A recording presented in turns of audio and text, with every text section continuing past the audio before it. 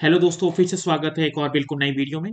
और इस वीडियो में हम डिस्कस करने वाले हैं कि अगर आपका यूपीपीएससी प्रीलिम्स 2025 का रिजल्ट अगर नेगेटिव आया है, मतलब अगर आपका सिलेक्शन नहीं हुआ है, तो आपको आगे क्या करना चाहिए, कैसे प्रोसीड करना चाहिए, उसी के रिगार्डिंग ये हम वीडियो बना रहे हैं। और वैसे भी अभी जो रिजल्ट आया है उस पर काफ़ी बवाल हो रहा है, तो हो सकता है कि रिवाइज रिजल्ट हो जाए।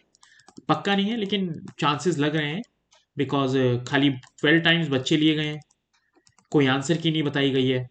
कुछ भी जैसे पहले होता था मनमानी तरीके से बिल्कुल आयोग चल रहा है। तो इस बार 15 दिसंबर को एक प्रोटेस्ट बुलाया गया है यूपीएससी के बच्चों द्वारा आयोग के सामने जो होगा। अगर आप इलाहाबाद या उसके आसपास रहते हैं, प्रयागराज में या उसके आसपास भी रहते हैं, तो प्लीज़ इस प्रोटेस्ट में जरूर जाएं और अपनी आवाज़ जरूर उठाएं, बिकॉज अब बहुत ज़्यादा आयोग मनमानी कर रहा है। तो चलिए शुरू करते हैं।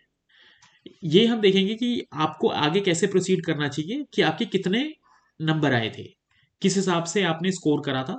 अगर आपके नेट क्वेश्चन 80 से ऊपर करेक्ट है, तो इसका मतलब ये था कि आप एक सीरियस कैंडिडेट हैं, आपकी तैयारी अच्छी थी, बट किसी कारणवश नहीं हुआ। बिकॉज देखो, प्रीलिम्स आखिरी में है तो एक गैम्बल ही, 5-7 क्वेश्चन नीचे ऊपर हो ही जाते हैं और उसी से सारा गेम बिगड़ जाता है। तो इस बार नहीं हुआ, लेकिन आप एक सीरियस कैंडिडेट हैं, आप कभी ना कभी इसको क्लियर कर लेंगे। इस अटेम्प्ट में नहीं हुआ तो अगले में हो जाएगा। तो आपको मेंस रेडी रहना चाहिए हमेशा, क्योंकि जो फाइनल लिस्ट है वो मेंस के अकॉर्डिंग आएगी, प्रीलिम्स के अकॉर्डिंग नहीं आएगी। तो जीएस 1 to 6, उसके बाद आपका हिंदी और एसए, ये आपके बहुत अच्छे से तैयार होने चाहिए, ताकि आप जब भी आपका प्रीलिम्स क्लियर हो, आपका फाइनल लिस्ट में नाम जरूर आए।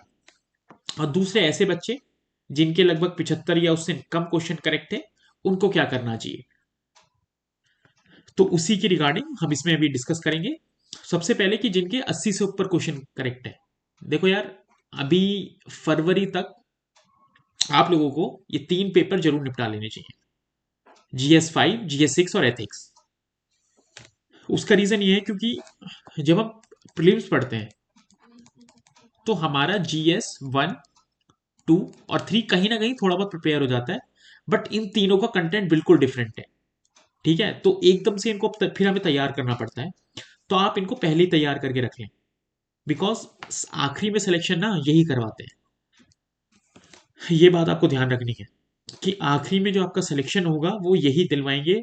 आप एसडीएम बनेंगे या नायब तहसीलदार बनेंगे, वो यही आपका पेपर डिसाइड करेंगे। फरवरी तक आप मेंस की तैयारी करिए, अच्छे से आंसर राइटिंग करिए। उसके बाद आप प्रीलिम्स पे दोबारा फोकस कर सकते हैं, क्योंकि आप इतना अच्छा स्कोर ला रहे हैं, तो आपको पता है कि यार प्रीलिम्स से कैसे प्रिपेयर करना होता है, करंट कहाँ से पढ़ना होता है, तो आप लगभग एक सीरियस कैंडिडेट हैं। ऐसे बच्चे जिनके लगभग 75 से कम नंबर नेट क्वेश्चंस करेक्ट थे, तो उनको यार, आपके अभी बेसिक्स थोड़े वीक हैं। आपको सबसे पहले अपने बेसिक्स दोबारा से स्ट्रॉन्ग करने पड़ेंगे, बार बार चीज़ों को रिवाइज करना पड़ेगा, ताकि उनको आप रट सकें। जैसे एनसीईआरटीज और नोट्स अपने बार बार रिवाइज करें, पीवाईक्यूज और घटना चक्र को अच्छे से दोबारा सॉल्व करें। घटना चक्र को कोई कितना भी बोले, रेलिवेंस नहीं है, लेकिन आप ये मान के चलिए, हर साल आपके 20 से 30 क्वेश्चन कम से कम, बता रहा हूँ कम से कम, वो घटना चक्र से डायरेक्टली उठ के आते ही आते हैं। यार स्टैटिक पोर्शन कोई कितना ही नया क्वेश्चन ले आएगा, वही चीजें रिपीट होंगी। जो घटना चक्र में भी तो वही चीजें तो सबसे ज्यादा इंपॉर्टेंट है, तो वही चीजें बार से बार पूछी जाती हैं। तो घटना चक्र को आपको कम से कम 2 से 3 बार सॉल्व करना है, स्पेशली आपकी हिस्ट्री की, ज्योग्राफी की, साइंस की, ये तीन। और कर सकते हैं तो पॉलिटी की भी, ये तीन तो आपको करनी ही करनी है। आप साइंस के क्वेश्चन देखना, ऐसे ऊटपटांग आ जाते हैं कई बार, लेकिन वो पीवाईक्यू में पहले पूछे होते हैं, तो इसलिए आते हैं।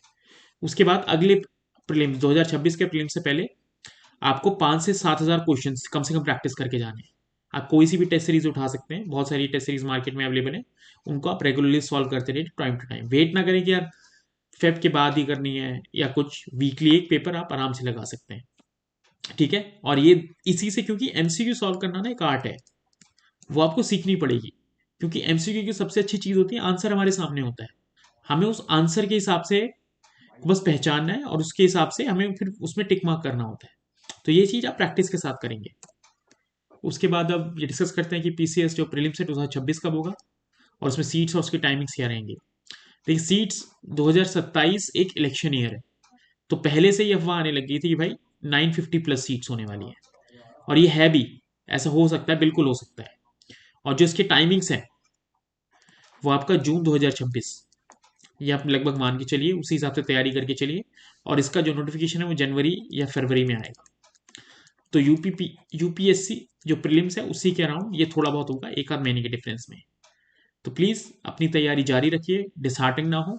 और हाँ, एचसीएस का नोटिफिकेशन भी बिल्कुल आने वाला है, दिसंबर में, मिड दिसंबर या एंड दिसंबर में आ जाएगा। और फरवरी में इसका पेपर होने की संभावना है, फरवरी या मार्च में। तो बिल्कुल अपनी बेल्ट टाइट रखिए, मेहनत की, आपको बिल्कुल भी लूज नहीं होना है, अच्छे से तैयारी करिए। और हाँ, आखिरी में अगर आपको हमारा वीडियो पसंद आया तो प्लीज़ लाइक और सब्सक्राइब जरूर करें। Thank you.